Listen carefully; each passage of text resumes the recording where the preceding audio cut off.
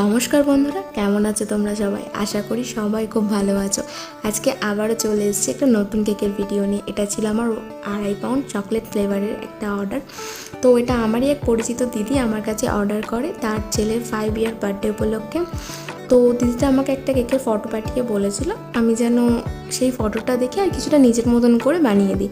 তো দিদির কথা মতনই আমি কেকটা রেডি করেছি। প্রথমে আমি নিচের যে বেসটা ছিল সেটাকে আমি 2 পাউন্ড রেখেছিলাম, সেটা আমি ক্রাম কোটিং করে ফ্রিজে সেট হতে দিয়েছিলাম। তারপর বার করে চকলেট ক্রিম দিয়ে খুব ভালোভাবে ফিনিশিং এনে ফ্রিজে আবারও কিছুক্ষণ সেট হতে রেখে দিই। তারপর যে উপরের লেয়ারটা সেটা আমি 1/2 পাউন্ড থেকে একটু ছোট করেছিলাম, সেটাকে ভালোভাবে ফিনিশিং এনে ফ্রিজে রেখে দিই। এবার সবথেকে বড় কথা হচ্ছে এই 2 লেয়ারের কেকগুলোতে যেটা হয় সেটা হচ্ছে খুব ভালোভাবে চিল হওয়াটা জরুরি, মানে ফ্রিজ হওয়াটা।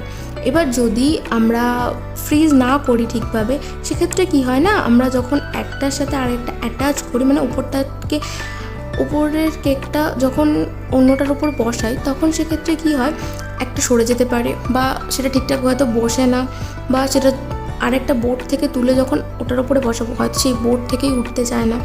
তো সেক্ষেত্রে ফ্রিজ করাটা অবশ্যই জরুরি। তো আমি খুব ভালোভাবে ফ্রিজ করে কেকটাকে অফ ক্যামেরায় একটার সাথে আরেকটা অ্যাটাচ করে নিই। আর তারপরে যে জরুরি কাজটা আমি করি, আমি সবসময় 2 লেয়ারের কেকগুলোতে আমি প্লাস্টিক স্ট্র ইউজ করি, যাতে কোনো কারণে একটা থেকে আরেকটা কেক সরে না যায়।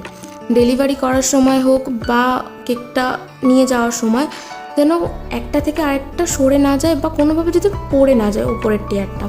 তো সেই জন্য আমি প্লাস্টিক স্ট্র ইউজ করি। তো স্ট্রগুলো উপর থেকে একটু দেখা যাচ্ছিলো বলে আমি ক্রিম দিয়ে সেটাকে আবার উপরটা স্মুথ করে নিই। তারপর যেরকম ফটোতে ছিল সেইভাবে চকলেট গানাশ দিয়ে ওপরটা প্যালেট নাইফ দিয়ে স্মুথ করে নিই, আর একটা নজল দিয়ে ওপরে ডিজাইনগুলো ক্রিয়েট করেছি। তো এক্ষেত্রে বলে রাখি, ফটোতে ট্রাফেল কেকের কিছু ডিজাইন ছিল ট্রাফেলের জন্য। তো আমি দিদিকে সাজেস্ট করি যে দিদি ট্রাফেল কেকটা গরমে না অতিরিক্ত গলে যায়, আর ট্রাফেল কেকগুলোর প্রাইসও অনেকটা বেশি হয়, যেটা সবার পক্ষে নেওয়াটাও সম্ভব হয় না। তো দিদির অতটা বাজেট ছিল না ট্রাফেল কেক নেওয়ার মতো। তো দিদির বাজেট অনুযায়ী আমি কেকটা রেডি করি।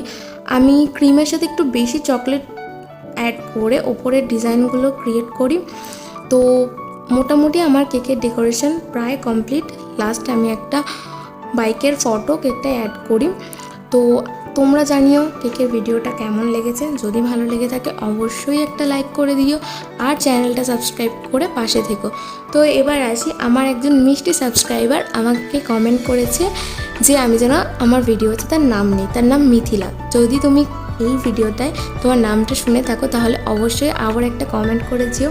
এইভাবে যদি তোমরা রেগুলার আমার ভিডিওতে কমেন্ট করতে থাকো, আমি প্রতিদিনের ভিডিওতে তোমাদের নাম নেব। তো আজকের মতো টাটা, দেখা হবে পরের একটা ভিডিও।